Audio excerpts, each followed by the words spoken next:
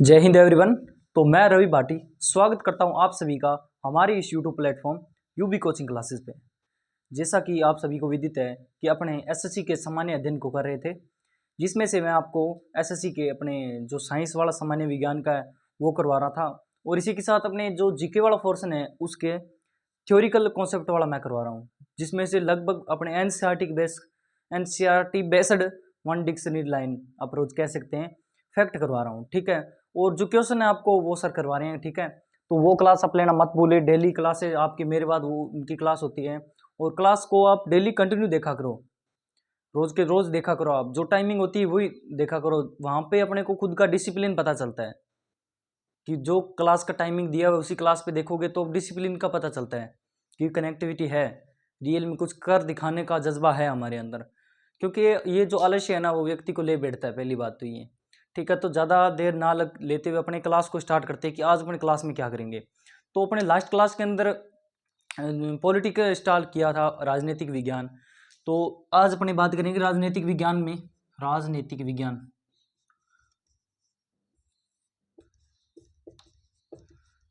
आपको पता है पहली क्लास के अंदर अपने संविधान के जो है विकास के इतिहास के अंदर बारे में जाना था कि संविधान के विकास का इतिहास क्या है।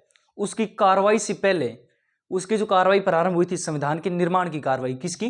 संविधान निर्माण की कार्रवाई। उससे पहले की जो क्लास में अपने बातचीत कर चुके थे, कौन कौन से एक्ट है उसमें लागू हुए थे। रेगुलेटिंग एक्ट 1773 वाला, उसके बाद 1935 वाला, 1946 वाला। क्योंकि ज़्यादा नहीं करने अपने, जो मेन फैक्ट है, जो एक्ट है, मेन फैक्ट है, जो एक्ट है वो पूछे जाते हैं वही करेंगे। इससे तो बहुत से बन जाते हैं इसके अंदर, जो पूछे जाते हैं एक्चुअल में वही करेंगे अपने। ठीक है, उसके बारे में बातचीत की थी। और उसके बाद जो संविधान के अनुच्छेद के बारे में की है, तो उसके जो क्लास में करवाना संभव नहीं है, क्योंकि एक एक चीज सब कुछ अनुच्छेद है वो साथ के साथ टॉपिक के हो रहे हैं।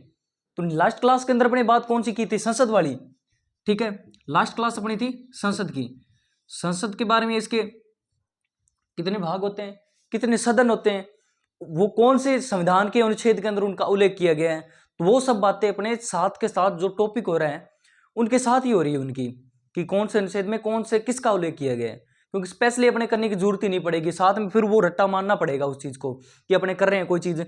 संविधान के अनुच्छेद 51 में इसका वर्णन है, 52 में इसका वर्णन है, 56 में ये है, तो एक साथ सारा करेंगे ना, रट्टा मारे जाएगा वो। नहीं तो डेली के डेली अलग अलग टॉपिक हो रहे हैं अपने, एनसीईआरटी बेस्ड कर रहे हैं अपने एक एक, क्योंकि एक दिन में एक टॉपिक कर ही रहे हैं, लगभग एक क्लास के अंदर हो ही रही है। ठीक है, तो उनके अकॉर्डिंग करेंगे तो एक दिन में अपने ज्यादा से ज्यादा 5 से 4 अनुच्छेद याद करने पड़े। किस अनुच्छेद के अंदर इसका उल्लेख किया गया है? राष्ट्रपति के निर्वाचन संबंधी इसका किया गया है। संसद का उल्लेख संविधान के इस अनुच्छेद में है। लोकसभा का उल्लेख संविधान के इस अनुच्छेद में है। उसकी योग्यता व अधिकार का अनुच्छेद इस उल्लेख के अंदर है। तो इस कारण अपने साथ के साथ वो करेंगे ताकि याद होता जाएगा। तो आज अपने आज का टॉपिक क्या रहेगा? राष्ट्रपति वाला। क्योंकि पहली की क्लास के अंदर संसद के 2 सदन कौन कौन से, लोकसभा और राज्यसभा, उनके बारे में बातचीत कर चुके थे। लेकिन इसके भाग कितने होते हैं? किसके? संसद के 3 भाग होते हैं। कौन से? लोकसभा, राज्यसभा और राष्ट्रपति वाला। तो सदन के बारे में उल्लेख बातचीत कर चुके थे कि इसकी योग्यताएं क्या होती है, इसकी निर्वाचन प्रणाली क्या रहती है, इसकी योग्यताएं, अधिकार, शक्तियां क्या रहती है। उन सब के बारे में फाइनल की लास्ट क्लास के अंदर बात कर चुके थे। एंड आज की क्लास के अंदर बात करेंगे हम, इसका तीसरा पोर्शन कौन सा था? राष्ट्रपति वाला। ठीक है, तो आज की क्लास में बात करेंगे अपने राष्ट्रपति के बारे में। तो सबसे पहली बात आती है कि राष्ट्रपति का जो उल्लेख है संविधान के कौन से अनुच्छेद में किया गया है। तो राष्ट्रपति का उल्लेख संविधान के अनुच्छेद 52 में किया गया है। ठीक है, इस चीज को नोट करो पहले एक बार, अपने स्टार्टिंग से करते कोई चीज को बढ़िया बढ़िया तरीके से लिखते जाना कि राष्ट्रपति का उल्लेख संविधान के अनुच्छेद 52 में किया गया। पहली बात तो ये, राष्ट्रपति इसका उल्लेख किसमें? अनुच्छेद 52 में किया गया है। ठीक है, पहली बात तो ये। दूसरी बात इससे रिलेटेड क्या रहती है कि राष्ट्रपति को भारत का प्रथम नागरिक भी कहते हैं। एक बार ये रोडीज वाला शो चलता है ना, रोडीज वाला, जिसके अंदर सोनू सूद, एक्टर सोनू सूद ने क्वेश्चन पूछा था कि भारत का प्रथम नागरिक कौन है। उसके अंदर रोडीज आते हैं अलग अलग, आपको पता है, शायद नहीं देखा, देख लेना कभी। उसके अंदर पूछा गया था कि भारत का प्रथम नागरिक कौन है, प्रथम नागरिक कौन रहता है। तो उसका आंसर क्या रहेगा? राष्ट्रपति। किसी ने आंसर दिया था क्या? जवाहरलाल नेहरू। किसी ने क्या दिया था? तो मतलब जो राष्ट्रपति है वह किसका? भारत का नागरिक प्रथम रहता है। भारत का प्रथम नागरिक किसको कहते हैं? राष्ट्रपति को। भारत का प्रथम नागरिक भी कहते हैं इसको। भारत का प्रथम नागरिक राष्ट्रपति रहता है, ठीक है।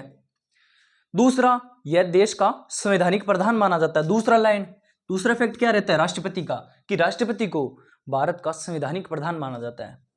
मतलब देश का संवैधानिक प्रधान। संवैधानिक प्रधान किसको माना जाता है?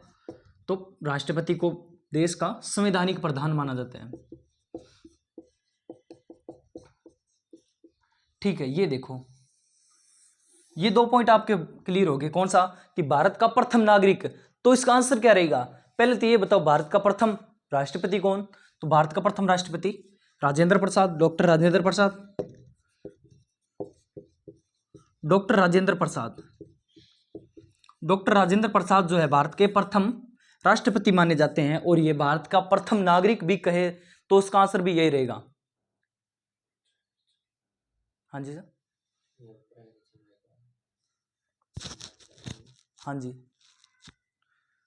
हाँ जी सर, ये क्लियर है। बस देख लेते हैं इसको।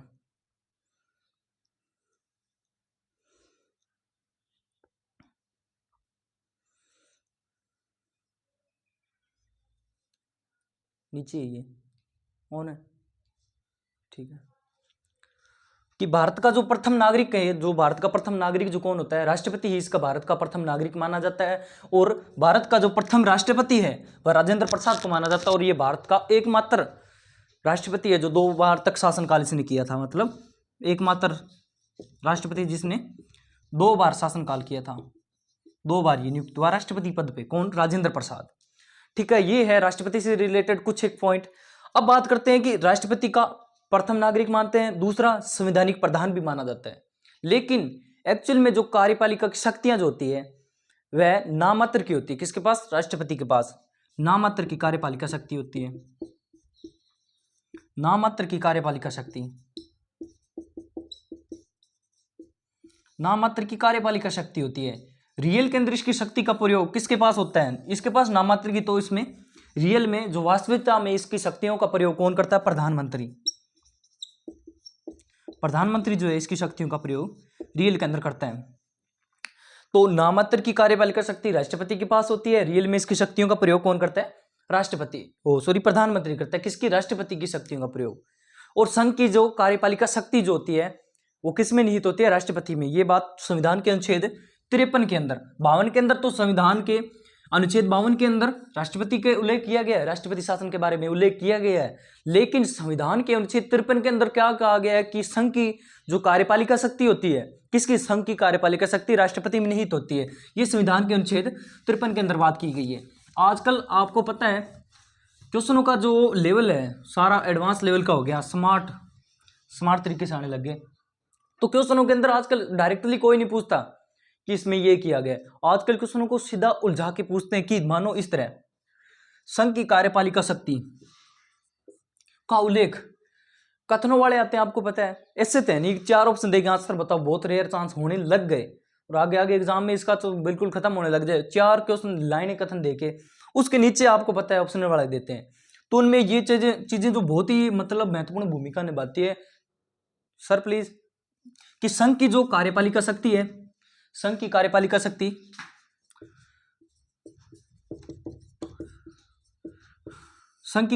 शक्ति राष्ट्रपति में निहित होती है।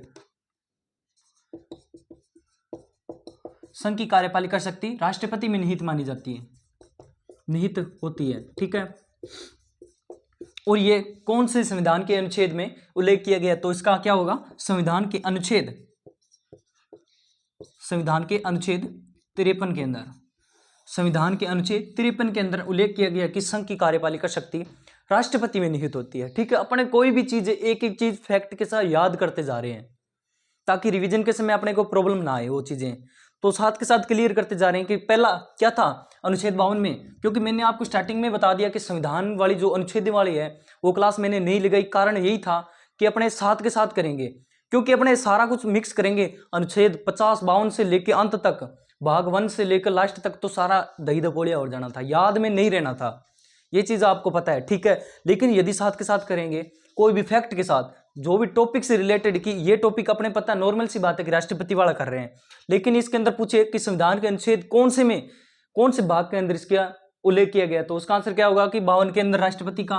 और 53 के अंदर पूछे, कंटिन्यूसली 53 के अंदर पूछे तो संविधान के अनुच्छेद 53 के अंदर किसका, किस संघ की कार्यपालिका शक्ति राष्ट्रपति में निहित होती है, ठीक है। और ये इसके जो होते हैं दो भाग कह सकते हैं, पहला तो औपचारिक, दूसरा वास्तविक कार्यपालिका। कौन सा? औपचारिक कार्यपालिका, दूसरी वास्तविक। एक औपचारिक होती है, एक वास्तविक रियल होती है, वास्तविक कार्यपालिका, ठीक है। इस तरह कह सकते हो आप कि औपचारिक और वास्तविक का कार्यपालिका है, और अनुच्छेद 53 के अंदर बात की गई है।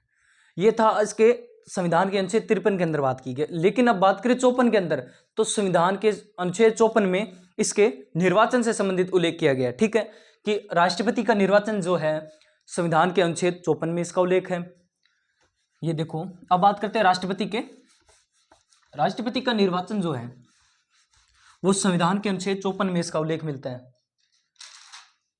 राष्ट्रपति लिख लेते हैं इसका अनुच्छेद 52, ये चीज आपको समझ में आ गई होगी, राष्ट्रपति अनुच्छेद 52 में। अब बात करते हैं इसका निर्वाचन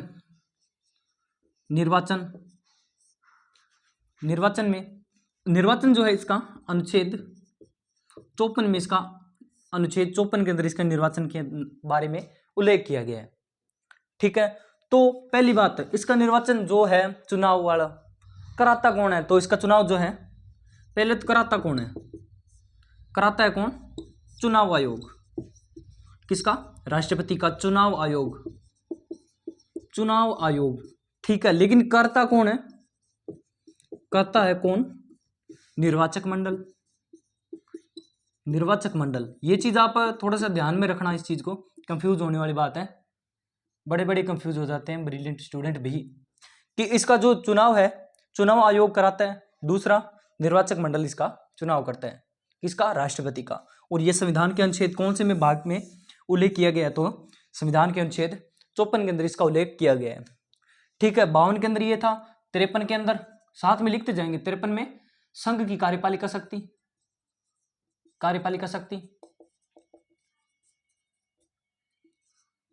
शक्ति, ताकि अपने को लास्ट में पता चल जाएगा अपने संविधान के इतने अनुच्छेदों के बारे में बात कर चुके हैं, ठीक है, ताकि अलग से उस सेशन को ना लगाना पड़े।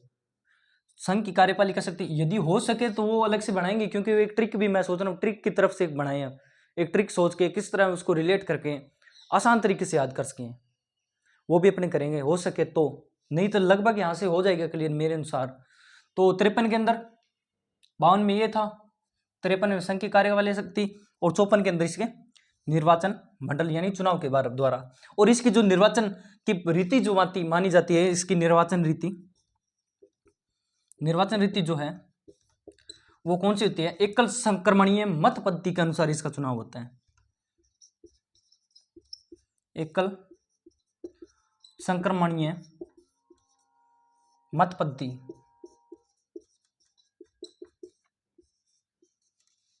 एकल संक्रमणीय मत पद्धति के अनुसार राष्ट्रपति का चुनाव होता है। और ये संविधान के अनुच्छेद 54 के अंदर ये इतनी बात की गई है, ठीक है, इसके निर्वाचन से रिलेटेड, कि संविधान के अनुच्छेद 54 तक कौन कौन से, एक बार फिर से देख लेते हैं कि अनुच्छेद 54 तक इसके निर्वाचन से रिलेटेड हो गई है। और इसकी जो निर्वाचन की रीति है, किसकी? राष्ट्रपति की निर्वाचन की रीति कौन सी मानी जाती है? एकल संक्रमणीय मत पद्धति के अनुसार, एकल संक्रमणीय मत पद्धति के अनुसार। और अब बात करते हैं इसकी निर्वाचन की होगी, तो अब बात करेंगे कौन सा? कि इसका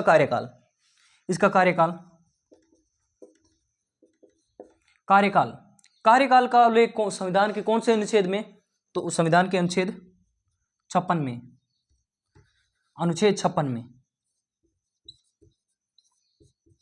अनुच्छेद 56 में संविधान के अनुच्छेद 56 के अंदर इसके कार्यकाल का उल्लेख किया गया। और इसका कार्यकाल कितना होता है?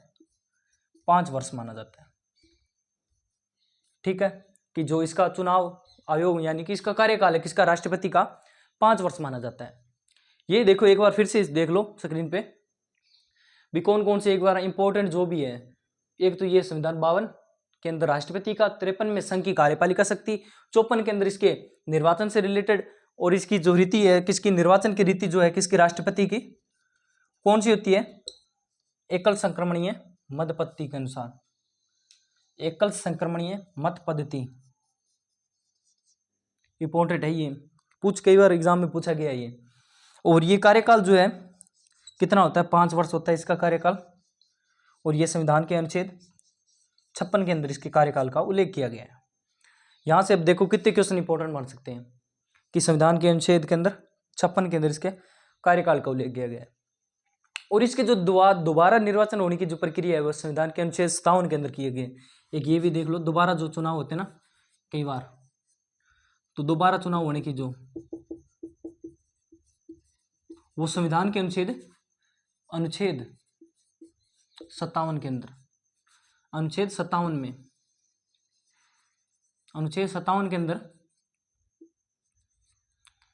57 के अंदर इसके दोबारा चुनाव की प्रक्रिया जो है रखी गई है। ये थे कुछ एक इंपॉर्टेंट फैक्ट। एक बार फिर से आप दोबारा देख लो इस चीजों को कि इस संविधान का निर्वाचन, पहला तो ये निर्वाचन अनुच्छेद 54 के अंदर है, उसके बाद जो इस कार्यकाल है अनुच्छेद 56 के अंदर है, और इसका कार्यकाल कितना रहता है, 5 वर्ष रहता है। अब बात करते हैं इसकी योग्यता के बारे में कि राष्ट्रपति की योग्यता कितनी रहती है। ठीक है, पहले अपने निर्वाचन के बारे में बात की थी, इसका निर्वाचन, फिर निर्वाचन रीति, कार्यकाल और दोबारा चुनाव, और ये संघ की कार्यपालिक शक्ति, ये सभी अलग अलग अनुच्छेद के अंदर इनका उल्लेख किया गया है। ठीक है, अब बात करते हैं इसकी योग्यता के बारे में कि राष्ट्रपति की योग्यता क्या रहती है।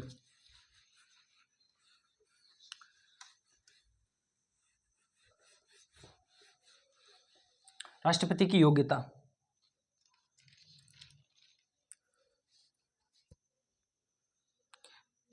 ठीक है, क्या रहता है, योग्यता वाला। इन योग्यता से पहले एक आप क्वेश्चन का आंसर बताओ, इंपॉर्टेंट जो मेरे को लगता है कि सबसे पुराना हाईकोर्ट, सबसे पुराना हाईकोर्ट देश का, भारत की सबसे पुराना हाईकोर्ट, भारत का सबसे पुराना हाईकोर्ट कहाँ स्थित है। इस चीज का, आप इस क्वेश्चन का आंसर मुझे कमेंट बॉक्स में चाहिए। ठीक है, और दूसरा, भारत का सबसे पुराना हाईकोर्ट और सबसे नवीनतम, भारत का सबसे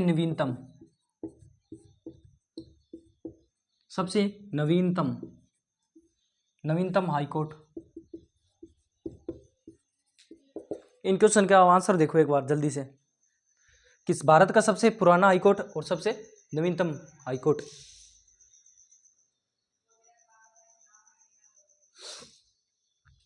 कौन सा है, तो ये देखो भारत का, बता दूं क्या आंसर, चलो आप बताना, इनको सर्च करके गूगल पे लगभग पता होगा, पता तो बहुत बढ़िया बात है, नहीं पता तो कोई बात नहीं, गूगल पे सर्च करना, कहीं पे देखना, क्योंकि कोई भी चीज़ अपने सर्च करते हैं ना वो चीज़ अपने जल्दी याद रहती है। ठीक है, कोई भी चीज़ सर्च करते हैं ना वो जल्दी याद रहती है, कोई भी दिमाग को खर्च करते हैं ना, अब बता दूंगा मैं तो वो चीज़ कम याद रहती है। जिन बच्चों को याद नहीं है, जिन भाइयों को याद नहीं है, उनको तो दिक्कत होगी, क्योंकि याद नहीं रहना वो चीज़। और जिनको याद ऑलरेडी बहुत बढ़िया रिवीजन हो गया उनका साथ में, क्योंकि साथ के साथ क्लास के अंदर अपने स्टैटिक जीके के इंपॉर्टेंट क्वेश्चन कर रहे हैं। ठीक है, शायद आप अब तक आपने सर्च कर लिया होगा, नहीं किया तो देख लो। सबसे पुराना जो हाईकोर्ट है वो कौन सा है, कोलकाता इसका जो सबसे पुराना हाईकोर्ट है भारत का, कोलकाता में। और जो नवीनतम है, नवीनतम पूछे है, नवीनतम हाईकोर्ट, तो वो हो गया अमरावती के अंदर इसका सबसे नवीनतम हाईकोर्ट माना जाता है। ठीक है, ये थे 2 क्वेश्चन इंपॉर्टेंट जो मेरे को लगता है कि इंपॉर्टेंट हो सकते हैं, कि कौन कौन से, भारत का सबसे पुराना हाईकोर्ट कोलकाता में, और सबसे नवीनतम हाईकोर्ट, तो वो कौन सा हो जाएगा, सबसे नवीनतम हाईकोर्ट अमरावती के अंदर माना जाता है। ठीक है, अब बात करते हैं इसके योग्यता के बारे में कि राष्ट्रपति की योग्यता क्या क्या होनी चाहिए। पहला तो यही कि यह भारत का नागरिक होना चाहिए, ये सब में यही होते हैं योग्यता के अंदर। योग्यता का उल्लेख जो है संविधान के अनुच्छेद में कौन से में किया गया, अनुच्छेद 58 के अंदर, अनुच्छेद 58 के अंदर जो है इसका राष्ट्रपति की योग्यता का उल्लेख किया गया है, अनुच्छेद 58 के अंदर। ठीक है, इसके अनुसार यह पहला तो क्या होना चाहिए, भारत का नागरिक होना चाहिए, भारत का नागरिक होना चाहिए। ठीक है, कौन सा, भारत का नागरिक हो,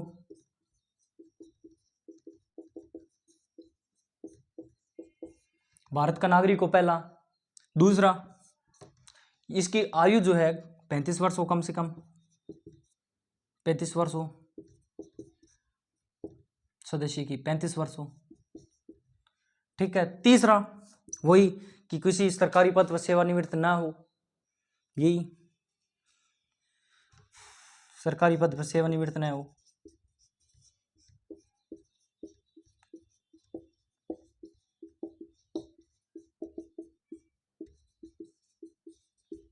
ठीक है, ये तीन एक योग्यताएं हैं कि पहला भारत का नागरिक हो, दूसरा 35 वर्ष इसकी आयु होनी चाहिए, तीसरा कि सरकारी पद पर सेवानिवृत्त न हो।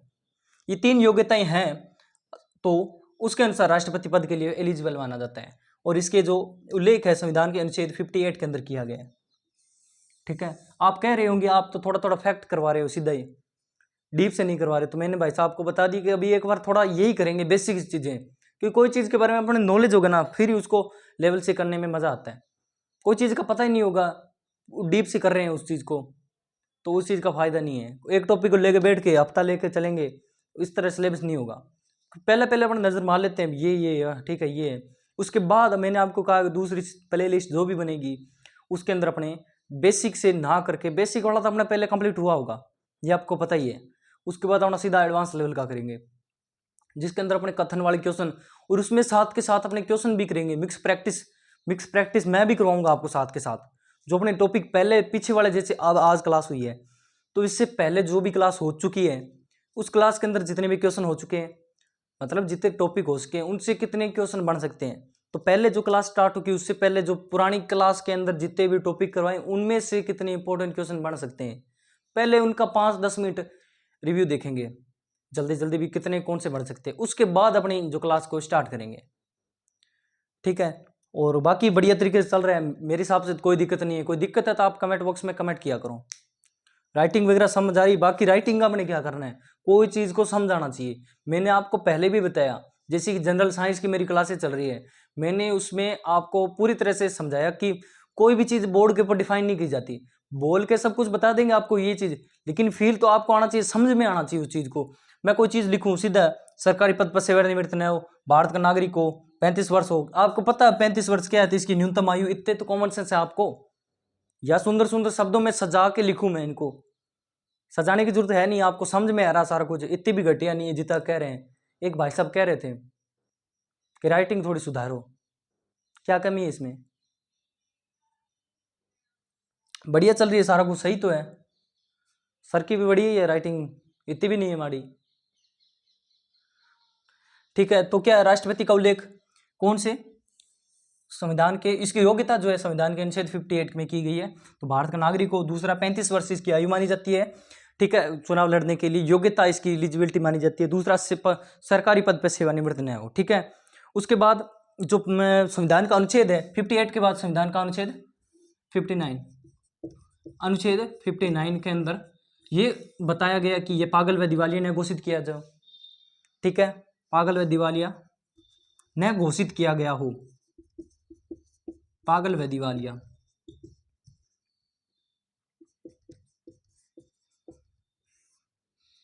पागल व दिवालिया ने घोषित किया हो, ये 59 के अंदर इसका उल्लेख किया गया है, किसका, राष्ट्रपति का, कि यह पागल व दिवालिया ने घोषित किया गया हो। ठीक है, और जो संविधान का अनुच्छेद 58 में योग्यता, 59 के अंदर यह बताया गया कि यह पागल व दिवालिया ने घोषित किया हुआ। ठीक है, अब बात करते हैं संविधान के अनुच्छेद 60 के अंदर, साथ के साथ याद हो रहा है ना अब, नहीं तो वैसे क्लास में कराते सारा कुछ मिक्स हो जाता, क्योंकि उसमें और भी टॉपिक थे, सारा कुछ विधानसभा, विधान परिषद, राज्यपाल, लोकसभा, राज्यसभा, सारे टॉपिक हो जाने थे उसके अंदर, तो ऐसे में पता नहीं चलता अनुच्छेद वाला। तो मेरे हिसाब से ये बेटर रहेगा अपने लिए कि साथ के साथ इस तरह कर रहे हैं। ठीक है, कि अनुच्छेद 58 में इसकी योग्यता का उल्लेख किया गया, 59 में कि यह पागल व दिवालिया न घोषित किया गया हो, यही एलिजिबिलिटी के अंदर ही है, ये योग्यता ही है एक प्रकार से राष्ट्रपति की। इसको सजाओ भाई, यही तो मेन है, यही तो कर रहे हैं अपने। ये अनुच्छेद 52 में इसका उल्लेख किया गया। ठीक है, ये था राष्ट्रपति वाला। अब कौन सा बात करते हैं इसके शब्द के बारे में। अनुच्छेद 59 तक हो गया। 59 तक होने के बाद अब बात करते हैं अनुच्छेद 60 के अंदर। अनुच्छेद 60 के अंदर राष्ट्रपति का शब्द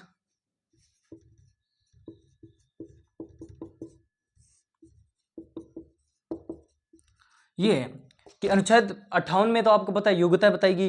59 के अंदर पागल व दिवालिया न्याय घोषित किया गया।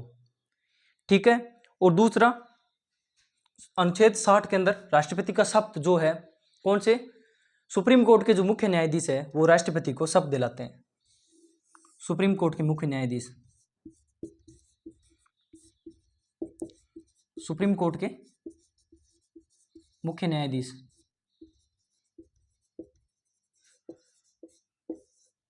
सुप्रीम कोर्ट के मुख्य न्यायाधीश राष्ट्रपति को शपथ दिलाते हैं। ये अनुच्छेद 60 के अंदर किसका उल्लेख किया गया है, राष्ट्रपति के किसके शपथ के बारे में। तो क्वेश्चन इस तरह भी बन सकता है कि राष्ट्रपति का शपथ जो लेता है वह संविधान के कौन से अनुच्छेद के अंदर इसकी गणना की गई है।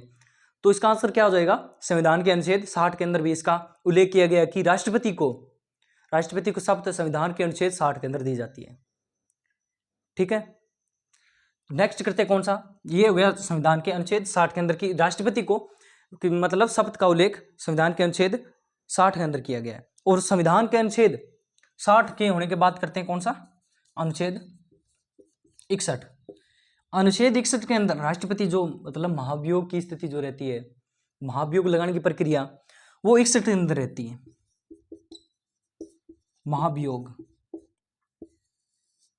महाभियोग वाला प्रक्रिया जो है संविधान के अनुच्छेद 61 के अंदर इसका उल्लेख किया गया।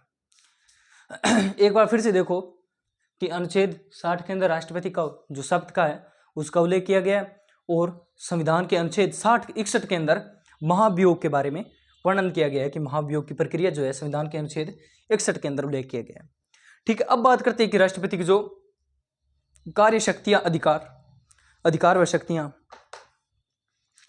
कौन सा रहता है, अधिकार व शक्तियां।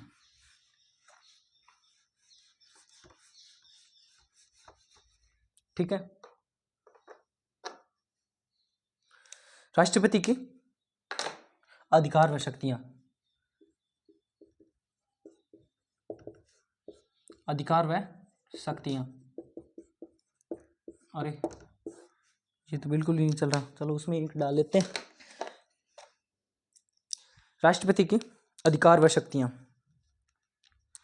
पहली अपनी करेंगे नियुक्ति संधि, नियुक्ति संधि अधिकार व शक्तियां।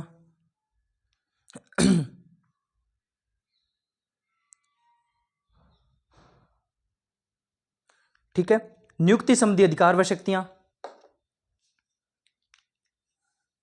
अब बात करते हैं किसकी, राष्ट्रपति की अधिकार व शक्तियों के बारे में। तो पहला हो गया इसका नियुक्ति संबंधी, इसके अधिकार क्या रहते हैं। नियुक्ति संबंधी, नियुक्ति संबंधी में इसकी क्या शक्तियां हैं कि राष्ट्रपति जो है प्रधानमंत्री की नियुक्ति करता है। किसकी, प्रधानमंत्री की नियुक्ति जो है राष्ट्रपति करता है। प्रधानमंत्री की नियुक्ति, प्रधानमंत्री की नियुक्ति कौन करता है, राष्ट्रपति करता है। ठीक है, ये है नियुक्ति संबंधी शक्तियों के अंदर इसका पहला अधिकार। दूसरा क्या कि प्रधानमंत्री की नियुक्ति राष्ट्रपति करता है और प्रधानमंत्री की सलाह अनुसार, प्रधानमंत्री की सलाह अनुसार मंत्रिपरिषद की भी नियुक्ति होती है। प्रधानमंत्री की सलाह अनुसार, प्रधानमंत्री की सलाह अनुसार किसकी, मंत्रिपरिषद की।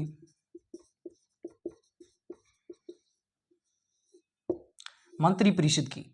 ठीक है, ये है प्रधानमंत्री की नियुक्ति। प्रधानमंत्री की नियुक्ति की सलाह अनुसार ही मंत्रिपरिषद की नियुक्ति मानी जाती है। ठीक है, तीसरा नियुक्ति संबंधी में तीसरा क्या रहेगा कि राज्यपाल की नियुक्ति भी कौन करता है, राष्ट्रपति। राज्यपाल की नियुक्ति करता है। इस चीज को आप समझते जाना, इस चीज को राज्यपाल की नियुक्ति करता है। अब ये मत देखना कि राइटिंग कैसे लिख रहे, कैसे बोर्ड पे, समझ आना चाहिए भाई साहब, क्योंकि बोर्ड पे आप कनेक्टिविटी रखेंगे ना, ध्यान होना चाहिए। राइटिंग मायने नहीं रखती, राइटिंग तब मायने रखती है जब बोर्ड पे फोकस ना हो क्या करवा रहे हैं। एक भाई साहब कह रहे थे कि राइटिंग सुधारो, राइटिंग सेट नहीं है, ये मायने नहीं यदि कोई आपको, मैंने आपको लास्ट क्लास के अंदर ये बताया था कि राइटिंग, मैं आपको कोई चीज डायरेक्ट लिख रहा हूं, अब ये लिख रहा है नियुक्ति संबंधी, प्रधानमंत्री की नियुक्ति मंत्री परिषद सलाह अनुसार। अब आपको ध्यान नहीं है क्लास पे तो सीधा कहोगे सलाह अनुसार मंत्री परिषद क्या है, बल्कि ध्यान क्लास में होगा तो ये पता आपको कि प्रधानमंत्री की नियुक्ति राष्ट्रपति करता है, ठीक है। प्रधानमंत्री की सलाह अनुसार किसकी नियुक्ति होती है, मंत्री परिषद की। समझ आ रही ये चीज, ये होता है फोक्स क्लास के अंदर। तो राइटिंग इसमें मायने नहीं है। अब मैंने आप यहाँ पे लिखा कि किसकी, राज्यपाल की नियुक्ति ये करता है, आपने ये नहीं कहा अभी ये कंटिन्यूस जैसे लिखो, ये जरूरी नहीं होता, ठीक है। जैसे है पढ़ाने का वे सबका अलग होता है, ठीक है भाई साहब। तो राज्यपाल की नियुक्ति कौन करता है, राष्ट्रपति। पहला प्रधानमंत्री की नियुक्ति, उसके बाद मंत्रिपरिषद की, ठीक है। तीसरा राज्यपाल की नियुक्ति, और चौथा एक बार ये भी देखो कि ये किसके, मुख्य न्यायाधीशों की भी नियुक्ति राष्ट्रपति द्वारा ही की जाती है, ठीक है। मुख्य न्यायाधीशों के द्वारा, मुख्य न्यायाधीशों की नियुक्ति, मुख्य न्यायाधीशों की नियुक्ति,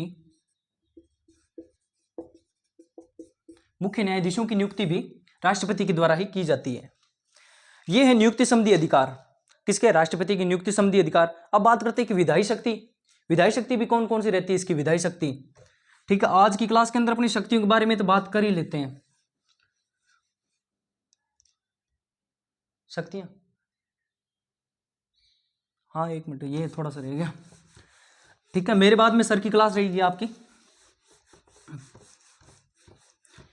कौन सा, पहले अपनी नियुक्ति संबंधी शक्तियां थी, अब कौन सी बात करते हैं, विधायी संबंधी,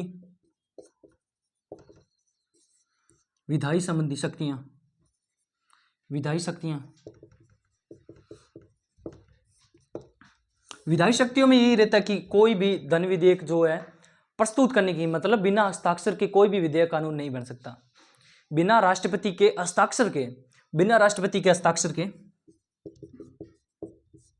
बिना राष्ट्रपति के हस्ताक्षर के,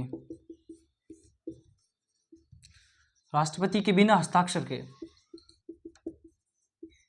बिना राष्ट्रपति हस्ताक्षर के कोई भी विधेयक कानून नहीं बन सकता, कोई विधेयक कानून नहीं बन सकता, बिना राष्ट्रपति के हस्ताक्षर विधेयक कानून नहीं बन सकता, कानून नहीं बन सकता, नहीं बन सकता, ठीक है। और यह विधायी शक्ति में यह भी कि यह लोकसभा को भंग करने की शक्ति भी रखता है, कौन, राष्ट्रपति। लोकसभा को भंग करने की शक्ति भी है, भंग करने की शक्ति, ठीक है। कि कौन सा, बिना राष्ट्रपति के हस्ताक्षर के इसका विधेयक कोई भी लागू नहीं होगा, कोई विधेयक कानून नहीं बन सकता, ठीक है। और लोकसभा को भंग करने की भी शक्ति रखता है। ये थे इसके मेन मेन पॉइंट। और तीसरा अपने ये देखो, ये थे इसका विधायी संबंधी शक्तियां।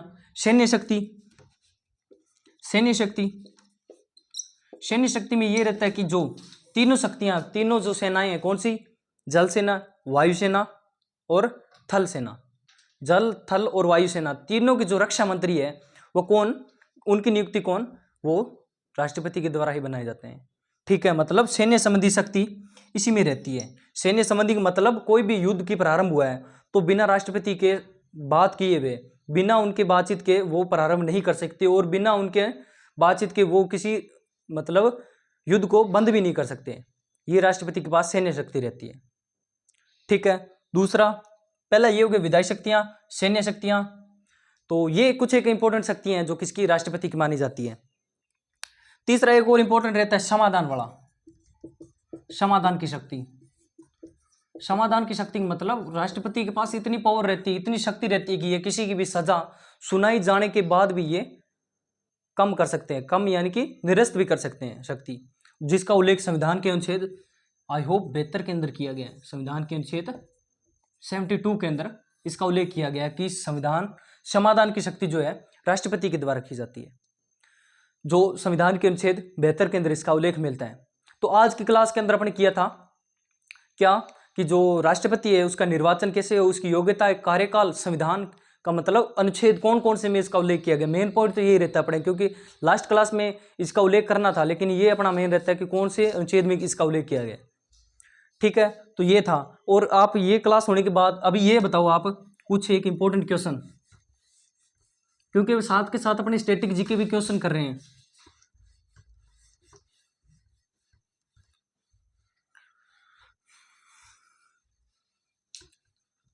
चलो कल की क्लास में ही करते हैं, आज के लिए इतने, तब तक के लिए थैंक यू सो मच।